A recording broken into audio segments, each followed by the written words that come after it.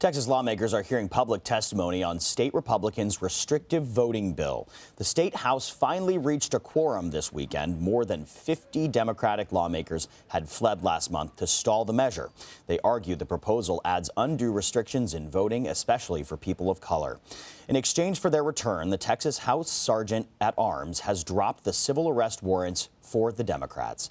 CBS News political reporter Adam Brewster has been following this story. He joins me now from Denver. Adam, welcome. Democrats' efforts to delay or block passage of voting restrictions fell apart last week. The Texas House could pass voting restrictions within days.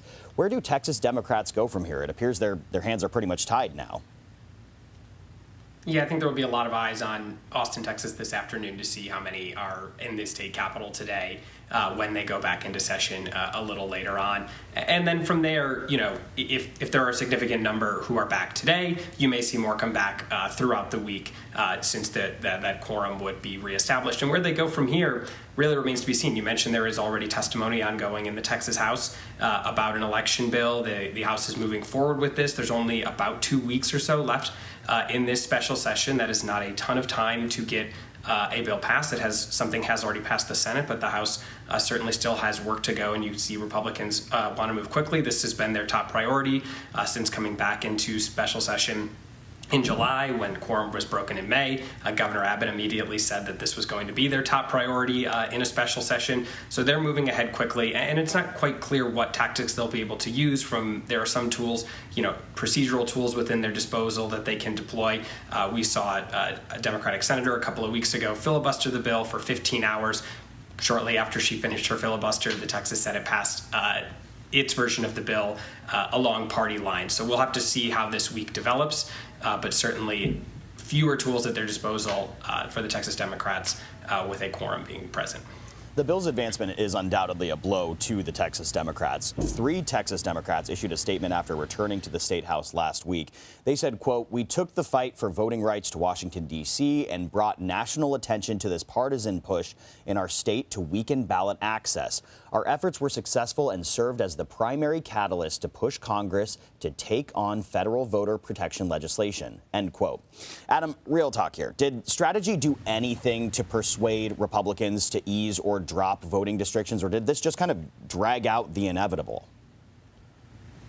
Well, certainly the Republicans said that they were going to pass some sort of election bill. Lieutenant Governor Dan Patrick, who oversees the Senate, said in July, this bill will pass, whether it is in July or August or September or next February or next June. This bill will pass at some point. And so there was no indication that Governor Abbott was going to continue to stop calling special sessions until Democrats finally showed up and something could be done about this bill. And we'll see what happens as it goes through the remaining steps in the legislative process. Certainly those lawmakers who came back last week said, we fought outside of the state capitol. Now it's time to do our fighting on the House floor. Some of their colleagues, many of them put out a statement last week saying that they were disappointed to see Democrats go back and give in to Republicans. Some of those who pushed for the quorum break note that in May, there was a point where the House got Republicans to make some concessions on an election bill that was passed in May. It went back to a point where the House and the Senate sort of had to agree on what a final version of the bill might be. And there were some provisions put in there at the end that hadn't been in previous versions of the bill that Democrats really objected to, and that's why they walked out at the end of the original session back in May. And so you've seen some Democrats point to that, saying we don't know quite where this process will go because we've seen this issue happen before. So it's certainly something to keep an eye on. They have about 2 weeks. Things should move pretty quickly and keep moving down there in Texas. But in terms of what might be the final product of this bill, that remains to be seen. And we'll be keeping a close watch on Texas. Now, from voting in Texas to voting in Arizona, some Republicans are criticizing an audit spawned by their own party of the 2020 election results in Maricopa County. The company who conducted the audit is scheduled to submit its report today, but it won't be made public right away. What do we expect the results to be, and why are Republicans calling the audit process flawed? Again, there's going to be a lot of eyes on what are in that report, but you've seen some people who have been outspoken against this process saying it has not been a credible process from the beginning. The Democratic Secretary of State, former Republican election officials saying this, whatever is in this audit, the results, are not necessarily something credible. And it's important to remember that whatever is in this document, in this report, it will not change the results of the 2020 election.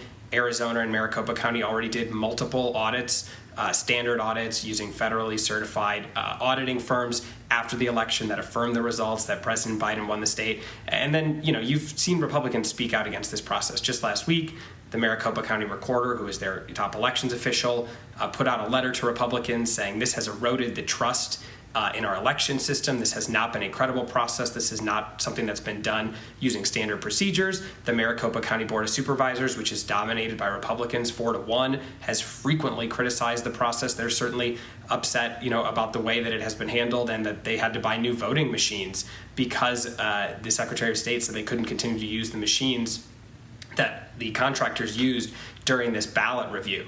Now, the Arizona Senate President, a Republican, Karen Fann, it's Senate Republicans who spearheaded this process. She has said this audit is not about trying to overturn the results of the 2020 election or to change that result. It's about looking at processes that may have been flawed and fixing those going forward. She has said that the Senate team will be reviewing this report and vetting it before they put out anything publicly.